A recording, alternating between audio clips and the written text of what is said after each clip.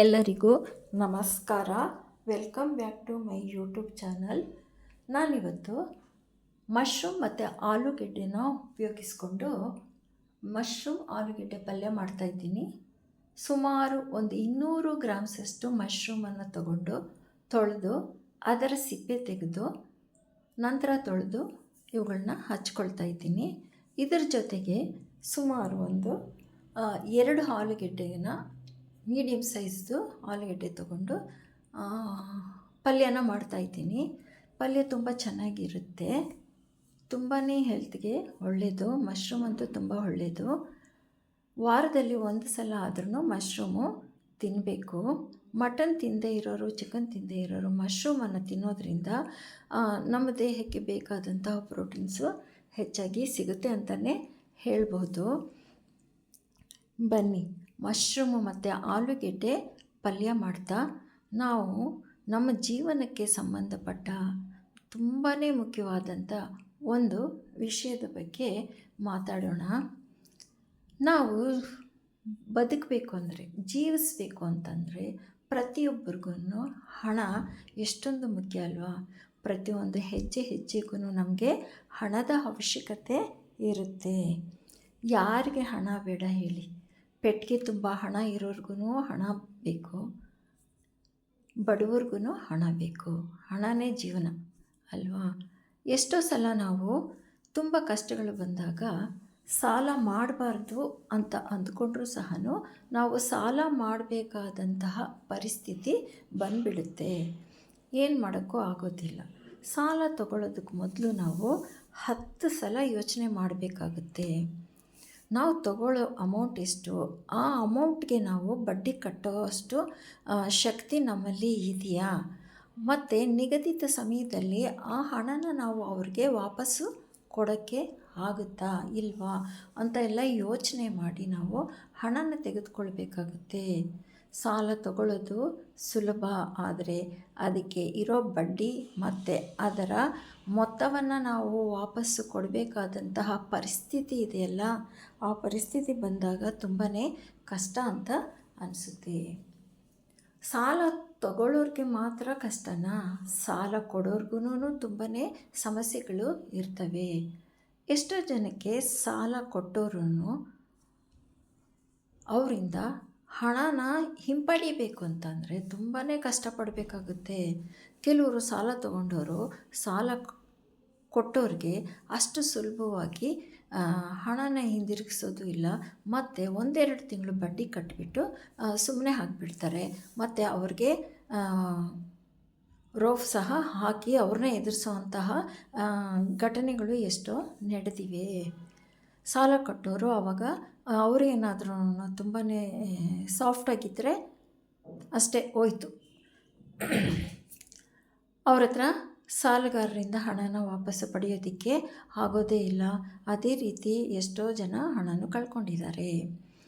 ಇನ್ನು ಭಯ ಪಟ್ಕೊಂಡು ಪಾಪ ಹಣ ವಾಪಸ್ ಕೊಡೋರು ಇದ್ದಾರೆ, ಭಯ ಪಟ್ಕೊಂಡು ಹಣನ ಹಾಗೆ ಬಿಟ್ಬಿಡೋರು ಇದ್ದಾರೆ. ಆದರೆ ತುಂಬ ಗಟ್ಟಿಗರು ಏನು ಮಾಡ್ತಾರೆ, ಏನೇ ಆದರೂ ಬಿಡೋದಿಲ್ಲ, ಹಣ ವಸೂಲಿ ಮಾಡೇ ಮಾಡ್ತಾರೆ. ಆದರೆ ಸಾಲ ಮಾಡೋದು ಅಷ್ಟು ಸುಲಭ ಅಲ್ಲ. ಸಾಲದ ಹೊರೆನ ಹೊತ್ಕೊಳ್ತಾರೆ ನೋಡಿ. ಆ ಸಾಲದ ಹೊರೆನ ಹೊತ್ಕೊಂಡಾಗ ಎಂತಹ ಉದ್ಯಮಿಗಳಾಗಲಿ, ಎಂತಹ ಶ್ರೀಮಂತರೇ ಆಗಲಿ ಕೆಲವು ಸಲ ಆ ಹಣನ ವಾಪಸ್ಸು ಕೊಡೋಕ್ಕೆ ಆಗ್ದಿರ ಆತ್ಮಹತ್ಯೆ ಮಾಡ್ಕೊಳ್ಳೋವಂಥ ಸಂದರ್ಭಗಳು ಬಂದುಬಿಡ್ತವೆ. ಅದಕ್ಕೆ ಏನು ಮಾಡಬೇಕು ನಾವು? ನಮ್ಮ ಒಂದು ಹಾಸಿಗೆ ಇದ್ದಷ್ಟು ಕಾಲು ಚಾಚು ಅಂತಾರಲ್ಲ, ಅಷ್ಟರಲ್ಲೇ ಸಾಲನ ಮಾಡ್ಕೋಬೇಕಾಗುತ್ತೆ. ಆದಷ್ಟು ಆ ಸಾಲನೂ ತೀರಿಸ್ಕೋಬೇಕಾಗುತ್ತೆ. ಸಾಲ ತಗೊಳ್ಳುವಾಗ ಮತ್ತು ಕೊಟ್ಟೋರು ಇರ್ತಾರಲ್ಲ, ಅವರು ಮನೆ ಮುಂದೆ ಬಂದು ನಿಂತು ಕೆಲವು ಬೈಗುಳಗಳನ್ನ ಬೈದಾಗ ನಮಗೆ ಎಷ್ಟು ಸಂಕಟ ಆಗುತ್ತೆ. ಸರಿಯಾಗಿ ಬಡ್ಡಿ ಮತ್ತು ಹಣನ ಹಿಂದಿರುಗಿಸ್ದೇ ಇರೋವಾಗ ಅಂತ ಅಂದರೆ, ಆಗ ನಮಗೆ ಜ್ಞಾಪಕ ಬರೋದು ಎಷ್ಟೋ ವರ್ಷಗಳ ಹಿಂದೆ ಸರ್ವಜ್ಞರು ಹೇಳಿದ ಒಂದು ಆ ಸಾಲುಗಳು ಜ್ಞಾಪಕಕ್ಕೆ ಬರುತ್ತೆ ನೋಡಿ. ನಾವೆಲ್ಲರೂ ನಮ್ಮ ಒಂದು ಪ್ರೈಮರಿ ಮತ್ತು ಹೈಸ್ಕೂಲ್ ಲೆವೆಲಲ್ಲಿ ಆ ಪದ್ಯನ ಓದ್ಕೊಂಡು ಬಂದಿದ್ದೀವಿ. ಏನಪ್ಪ ಅಂದರೆ, ಸಾಲವನ್ನು ಕೊಂಬಾಗ ಆಲೋಗರವನುಂಡಂತೆ ಸಾಲಿಗನು ಬಂದು ಹೆಳೆವಾಗ ಕಿಬ್ಬದಿಯ ಕೀಲು ಮುರಿದಂತೆ ಸರ್ವಜ್ಞ. ಅಂದರೆ ನಾವು ಸಾಲ ಮಾಡೋವಾಗ ಇರೋ ಸುಖ ಸಾಲ ಕೊಟ್ಟೋರು ಬಂದು ಮನೆ ಮುಂದೆ ನಿಂತು ಮಾತಾಡ್ತಾರಲ್ಲ ಕೆಲವು ಮಾತುಗಳನ್ನ, ಆ ಮಾತುಗಳನ್ನೆಲ್ಲ ಕೇಳೋದಕ್ಕೆ ಅಷ್ಟೇ ಕಠೋರವಾಗಿ ಇರುತ್ತೆ.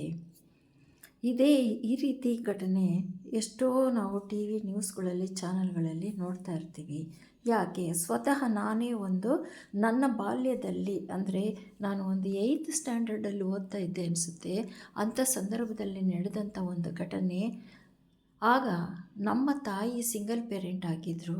ಏನೋ ಒಂದು ಪ್ರಾಬ್ಲಮ್ ಬಂದು ಅವ್ರಿಗಿಂತ ಸ್ವಲ್ಪ ಏಜ್ ಆದವ್ರ ಹತ್ರ ಒಂದು ಸ್ವಲ್ಪ ಅಮೌಂಟ್, ಅಂದರೆ ಒಂದು 30 ರೂಪೀಸ್ ಒಳಗಡೆನೇ ಏನೋ ಇಸ್ಕೊಂಡಿರ್ತಾರೆ ಅನಿಸುತ್ತೆ, ಅದು ಬಡ್ಡಿಗೇನೆ. ಆ ಹೆಂಗಸು ಸರಿಯಾದ ಸಮಯಕ್ಕೆ ನಮ್ಮಮ್ಮನಿಗೆ ಸ್ವಲ್ಪ ಬಡ್ಡಿ ಕಟ್ಟೋದಕ್ಕೆ ಏರುಪೇರು ಆಯಿತು. ಅವರು ಇಲ್ಲದಂಥ ಸಮಯದಲ್ಲಿ, ಅಂದರೆ ಅವರು ಕೆಲಸಕ್ಕೆ ಹೋಗಿದ್ದಂಥ ಸಮಯದಲ್ಲಿ ಬಂದುಬಿಟ್ಟು ನನ್ನ ಹತ್ರ ಹಿಗ್ಗಾಮುಗ್ಗ ಬೈದು ಎಂತೆಂಥ ಭಾಷೆ ಬೇಕೋ ಆ ಭಾಷೆ ಮಾತುಗಳನ್ನೆಲ್ಲ ಬೈದು ನಮ್ಮ ಮನೆ ಒಳಗಡೆ ನುಗ್ಗಿ ನಮ್ಮ ಮನೆಯಲ್ಲಿ ಇದ್ದಂತಹ ನನಗೆ ಇಷ್ಟವಾದಂಥ ತುಂಬಾ ಚೆನ್ನಾಗಿದ್ದಂಥ ಒಂದು ಕಬ್ಬಿಣದ ಬಾಂಡಲಿಯನ್ನು ತೆಗೆದುಕೊಂಡು ಆ ಅಮ್ಮ ಹೊರಟೋದ್ರು. ಅಕ್ಕಪಕ್ಕದವ್ರು ಎಷ್ಟು ಹೇಳಿದ್ರೆ ಕೇಳಲಿಲ್ಲ. ನನ್ನ ಕಣ್ಣಲ್ಲಿ ನೀರು ಸುರಿತಾ ಇದೆ. ಯಾರೂ ಸಮಾಧಾನ ಮಾಡೋರೇ ಇಲ್ಲ. ಅದರಲ್ಲಿ ಯಾರೋ ಒಬ್ಬರು ಹೇಳಿದ್ರು ಪುಣ್ಯಾತ್ಮರು, ಅವ್ರ ತಾಯಿ ಬರೋವರೆಗೂ ಸುಮ್ಮನೆ ಇರಿ, ಆ ಮಗು ಮೇಲೆ ಯಾಕೆ ಅಷ್ಟು ಕೆಟ್ಟದಾಗಿ ಮಾತಾಡ್ತೀರಾ ಅಂತ. ಆದರೆ ಆ ಅಮ್ಮ ಹೇಳಿದ್ದೇನೋ, ಅಷ್ಟೊಂದು ನಿಮಗೆ ಕರುಣೆ ಇದ್ದರೆ ನೀವೇ ಕೊಟ್ಟು ತೀರಿಸಿ ಅಂತ ಹೇಳಿದರು. ಆ ಒಂದು ಘಟನೆ ಈಗಲೂ ನನ್ನ ಮನಸ್ಸಿನಿಂದ ದೂರ ಹೋಗಿಲ್ಲ, ನನ್ನ ಮನಸ್ಸಿನಲ್ಲಿ ಹಾಗೇ ಇದೆ. ಅದಕ್ಕೇ ಸಾಲ ಮಾಡೋದಕ್ಕೂ ಮೊದಲು ನಾವು ಮಕ್ಕಳ ಮೇಲೆ ಏನು ಪರಿಣಾಮ ಆಗುತ್ತೆ, ನಮ್ಮ ಮೇಲೆ ಯಾವ ರೀತಿ ಎಫೆಕ್ಟ್ ಆಗುತ್ತೆ ಅನ್ನೋದನ್ನು ಯೋಚನೆ ಮಾಡಿ ನಾವು ಸಾಲನ ಮಾಡಬೇಕಾಗುತ್ತೆ. ನಿಮಗೆ ಈ ವಿಡಿಯೋ ನೋಡಿ ಏನು ಅನ್ನಿಸ್ತು? ಸಾಲ ಮಾಡೋದು ಒಳ್ಳೆಯದಾ ಅಥವಾ ಕೆಟ್ಟದ್ದಾ? ಕಮೆಂಟ್ ಮಾಡಿ, ಲೈಕ್ ಮಾಡಿ ಮತ್ತು ಸಬ್ಸ್ಕ್ರೈಬ್ ಮಾಡೋದನ್ನು ಖಂಡಿತ ಮರಿಬೇಡಿ. ಪಲ್ಯ ಫೈನಲ್ ಸ್ಟೇಜಿಗೆ ಬಂದಿದೆ, ಆಗಿದೆ ಪಲ್ಯ. ಈಗ ಸ್ಟವ್ ಆಫ್ ಮಾಡಿ ಈಗ ಇದಕ್ಕೆ ಕೊತ್ತಂಬರಿ ಸೊಪ್ಪು ಉದುರಿಸಿ ಸ್ವಲ್ಪ ಹೊತ್ತು ಮುಚ್ಚಿ ಇಟ್ಟರೆ ಆಯಿತು. ಚಪಾತಿಗೆ, ದೋಸೆಗೆ, ಪಲ್ಯಕ್ಕೆ, ಅನ್ನ ಸಾಂಬಾರು ಜೊತೆಗೆ ಎಲ್ಲದಕ್ಕೂ ತುಂಬಾ ಚೆನ್ನಾಗಿರುತ್ತೆ. ವಿಡಿಯೋ ನೋಡಿದ್ದಕ್ಕಾಗಿ ಎಲ್ಲರಿಗೂ ಧನ್ಯವಾದಗಳು.